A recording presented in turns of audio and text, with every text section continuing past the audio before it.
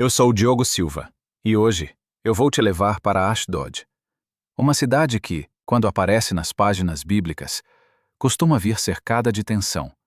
Filisteus, guerras, idolatria, domínio estrangeiro, e aquela frase que acende a imaginação de muita gente, a ideia dos gigantes.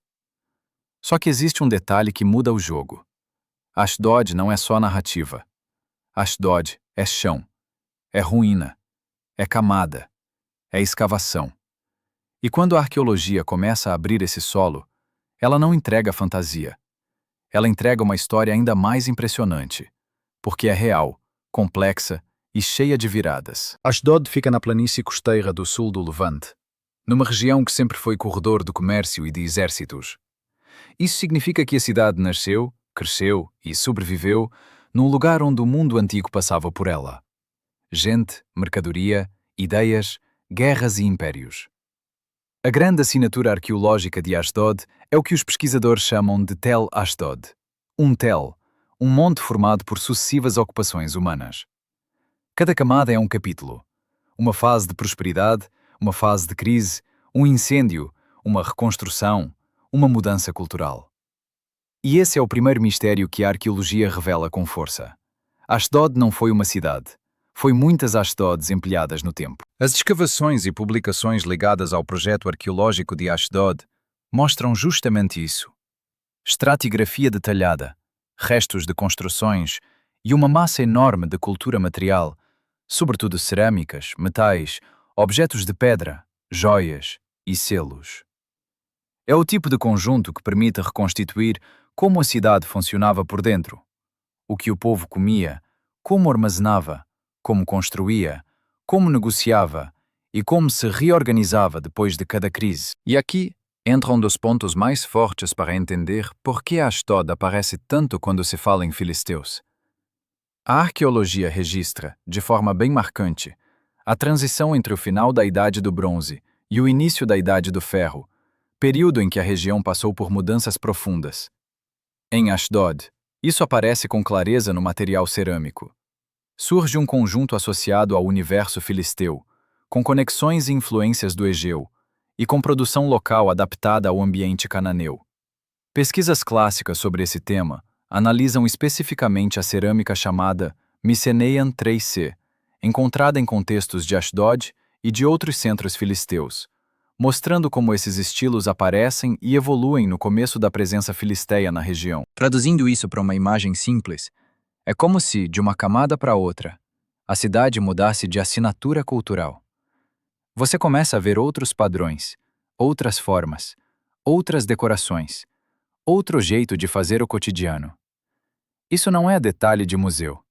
Isso é evidência de que Ashdod estava conectada a um movimento maior de povos, contatos e transformações, e que os filisteus, longe de serem apenas vilões de história, eram uma potência urbana com cultura própria, tecnologia, economia e capacidade de dominar território. Agora, se você quer um achado arqueológico que seja praticamente um símbolo de Ashdod, existe um objeto que ficou muito conhecido, a chamada Ashdoda, uma figurina feminina esquemática em cerâmica, associada ao mundo filisteu e apelidada assim justamente por ter sido encontrada em Ashdod.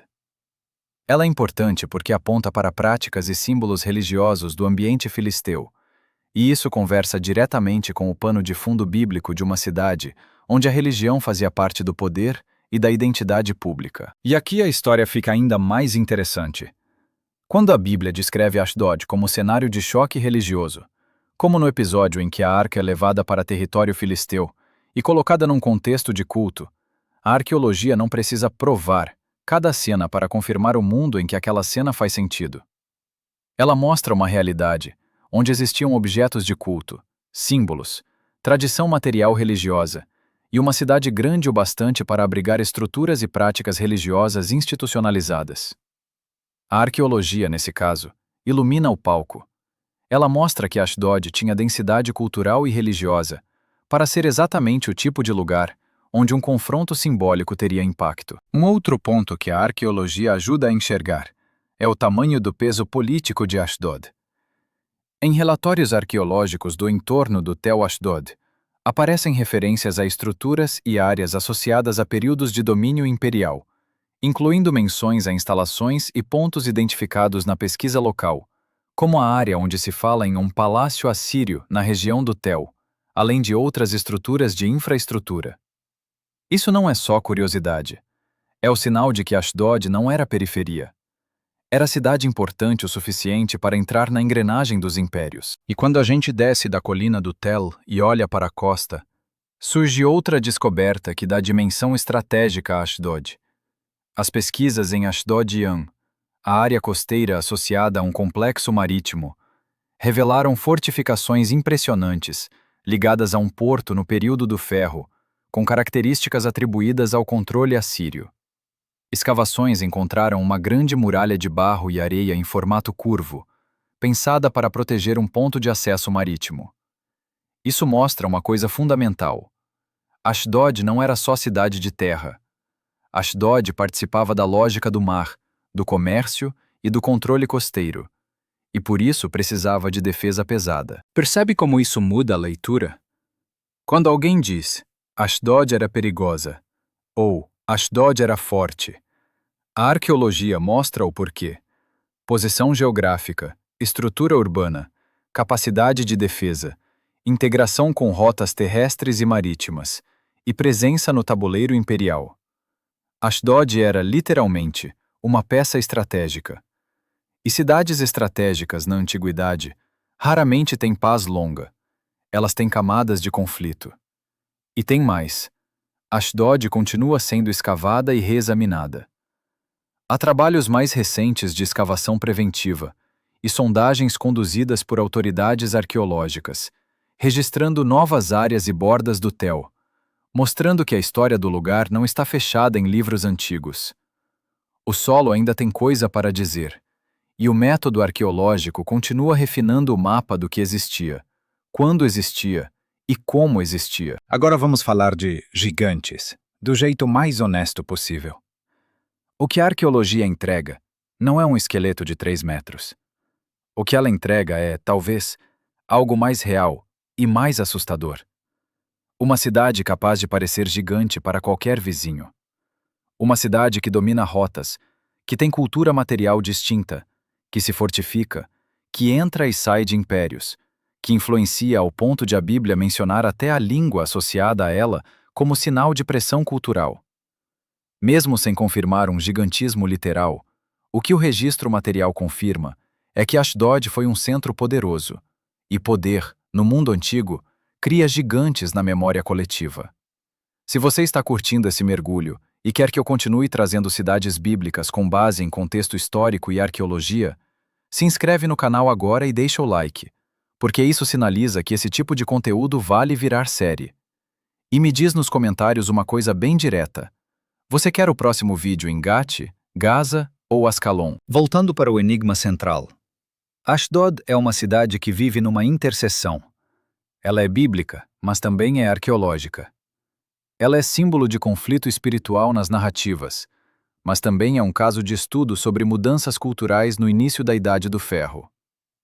Ela é filisteia, mas também é imperial, porque impérios passaram por ali, e a costa mostra sinais de uma lógica de controle e defesa típica de poderes maiores. E no meio disso tudo, existe um tipo de beleza estranha. A forma como a arqueologia revela que o mundo bíblico era um mundo com textura. Não era um cenário genérico. Era um território com cidades de verdade, com produção de verdade, com religião de verdade, com política de verdade. Objetos como a Ashdoda não são apenas peças de vitrine.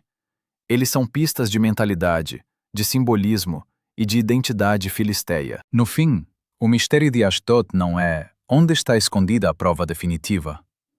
O mistério é perceber como uma cidade pode concentrar tantas camadas. A camada do medo, a camada do poder, a camada da cultura, a camada da religião, a camada dos impérios. E aí você entende por que na Bíblia Ashdod aparece como um nome que pesa. Porque por trás do nome havia uma realidade grande, difícil, influente. Uma realidade que a arqueologia confirma ao revelar uma cidade urbana e estratégica, com uma história longa e cheia de rupturas. Se você quer que eu continue nessa linha, se inscreve, ativa as notificações e compartilhe esse vídeo com alguém que gosta de Bíblia e história. E comenta aqui embaixo qual é a sua teoria pessoal. Quando a Bíblia fala de gigantes ligados a essa região, você entende como algo literal ou como uma forma antiga de descrever um inimigo poderoso e uma cidade gigantesca em influência? Eu sou o Diogo Silva, e no próximo vídeo a gente continua desenterrando esses mistérios, camada por camada.